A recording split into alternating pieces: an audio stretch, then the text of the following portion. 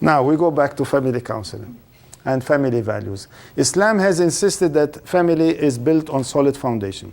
Father, mother, grandfather, grandmother, and all the extended families. Now, therefore, I wish that we Muslims understand it the way Allah wanted it. Now, the mother-in-law and father-in-law should be the best example for us. Nowadays, not all of them. Some of them, but not all of them. And the nephews and the cousins and the uncles and the aunts are all integral part of the family. In the old times, they used to live in one neighborhood and one big house, mansion, like for every room and its facilities. Another room with facilities like a suite, and all in the same area.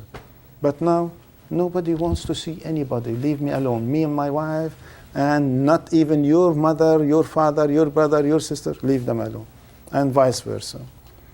The reverse, when husband marry their wife, they say, don't bring me your brother, sister, anything. Me and you, khalas. What is the value of a family? No.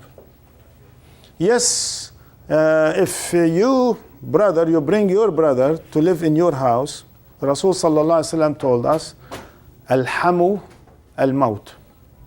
You know maut? Death. If you bring your brother to live in your own house, it will be a problem to you and to your wife.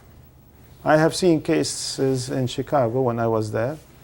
Suppose you brought your brother, you want him to live in your house, and he's young. Who's going to take care of him? Your wife. Say, please take care of my younger brother because I want to send him to college, and so on and so on. By taking him back and forth daily, love started between the wife and the younger brother. And they ran away together, and she divorced her husband, and she married his younger brother.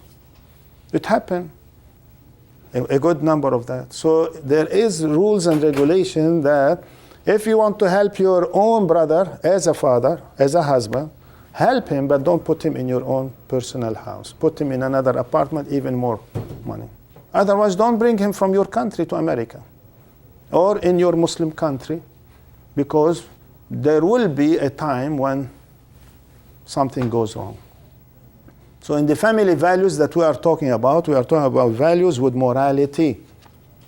Now the question that has been raised, if I adopt a child, would you put like a mahram or no mahram?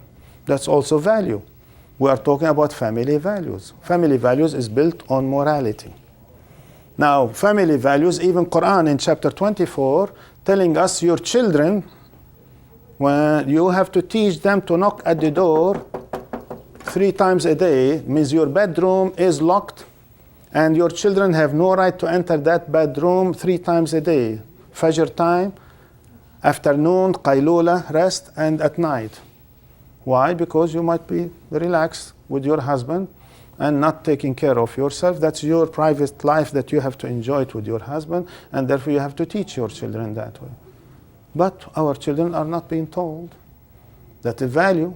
You have to teach even your boys and girls. Nowadays in this vulgar society, you don't know who's who.